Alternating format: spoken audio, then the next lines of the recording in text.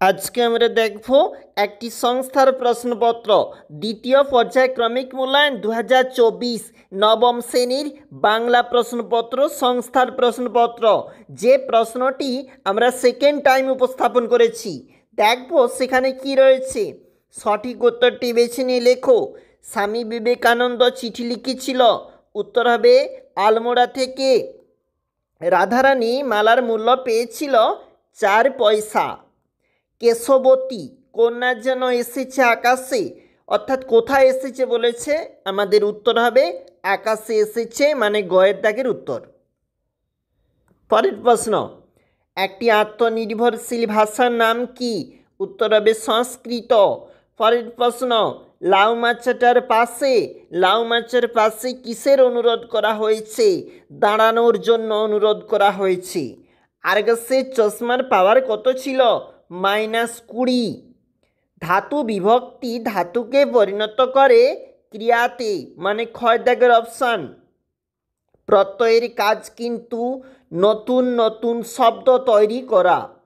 9 দাগের প্রশ্ন, শব্দ হলো ক্ষয় দাগের অপশান, মানে হবে অর্থপূর্ণ ধ্বনি সমষ্টি। কম বেশি 15টি শব্দে উত্তর দাও। আলাল ও হুতম বলতে কি বোঝো? আলাল হচ্ছে আলালের ঘরে দুলাল, প্যারীচাঁদ মিত্র। আর হুতম হলো হুতুম পেঁচা নকশা কালীপ্রসন্ন সিংহ। রাধারানী বাড়ির কোথায় ছিল? রাধারানীর বাড়ি ছিল শ্রীরামপুরে, হুগলির শ্রীরামপুরে। কল্যাণিয়া মিস নোবেল, মিস নোবেল কে? মিস মার্গারেট এলিজাবেথ নোবেল, ভগিনী নিবেদিতা। পরের প্রশ্ন, আবহমান শব্দটির অর্থ কি? আবহমান শব্দটির অর্থ চিরপ্রচলিত বা অনন্তকাল বয়ে চলে এসেছে এমন। পরের প্রশ্ন দেখো, আমরা দেখতেছি 2 নাম্বার পেজটা।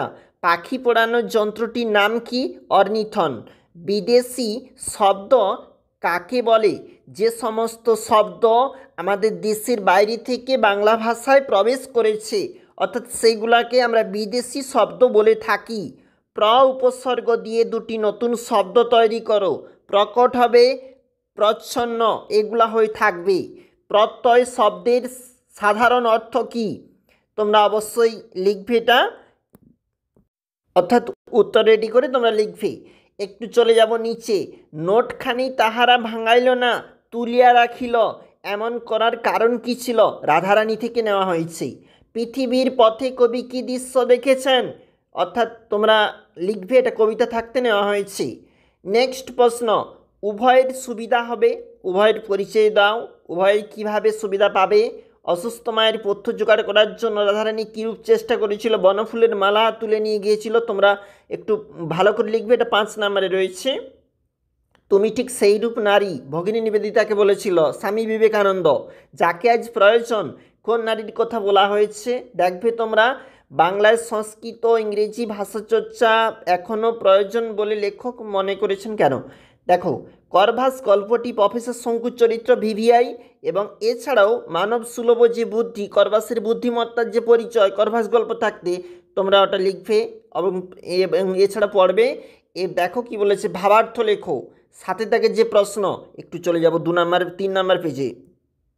এটা আমাদের 3 নাম্বার পেজটা দেখতে পাচ্ছ, যেখানে কিন্তু সারাংশ হিসাবে তোমরা অবশ্যই করে রাখো এই ধরনের প্রশ্নপত্র আমাদের যেটা দেওয়া রয়েছে স্ক্রিনে। রামায়ণের যদি কোনো চরিত্র ঠিক আদর্শে বলিয়া গ্রহণ করা যায়, এটা একটা রয়েছে, তোমরা অবশ্যই দেখবে।